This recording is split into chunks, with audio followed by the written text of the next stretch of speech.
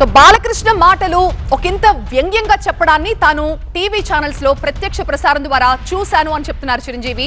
So ఈ అంశంలో తన పేరు ప్రస్తావనకు వచ్చింది కనుక ఆ రోజు అక్కడ ఏం జరిగిందో తాను అక్కడ ఉన్నారు కాబట్టి అక్కడ లేని వాళ్ళు ఈ విషయం మీద మాట్లాడటం కాస్త అసౌకర్యంగా అనిపించింది కనుక ఆ రోజు ఏం జరిగిందో పూర్తిగా ప్రజలకి అలాగే అటు ప్రభుత్వానికి కూడా వివరణ ఇచ్చేందుకే చిరంజీవి ఈ పత్రికా ప్రకటన విడుదల చేసినట్టుగా తెలుస్తోంది.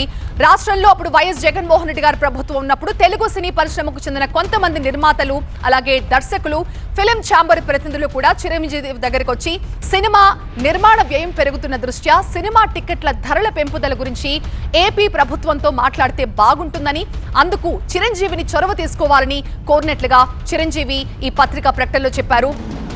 అప్పుడు చిరంజీవిని కలిసిన వాళ్లలో దర్శకులు రాజమౌళి, కొరటాల శివ, త్రివిక్రమ్ శ్రీనివాస్, మహేష్ బాబు, ఎన్టీఆర్, డివివి దానయ్య, మైత్రి మూవీస్ వాళ్ళు ఇంకా 2-3 ప్రముఖులు కూడా ఉన్నారని చిరు చెప్పారు.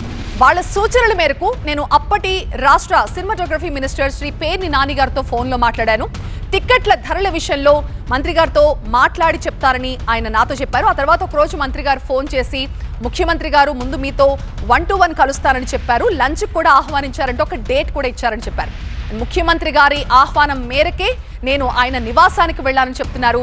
నన్ను చాలా సాదరంగా ఆహ్వానించారు సీఎం జగన్ అంటే బాలకృష్ణ చెప్పినట్లుగా ఎక్కడా నాతో ఎవరు అమర్యాదగా ప్రవర్తించలేదు, వాళ్ళు నన్ను చాలా బాగా రిసీవ్ చేసుకున్నారు అని చెప్పే ప్రయత్నం చేస్తున్నారు చిరంజీవి. ఇక లంచ్ చేస్తున్న సమయంలోనే నేను సినీ పరిశ్రమ ఇబ్బందుల్ని అప్పటి ముఖ్యమంత్రి జగన్ కి వివరించాను.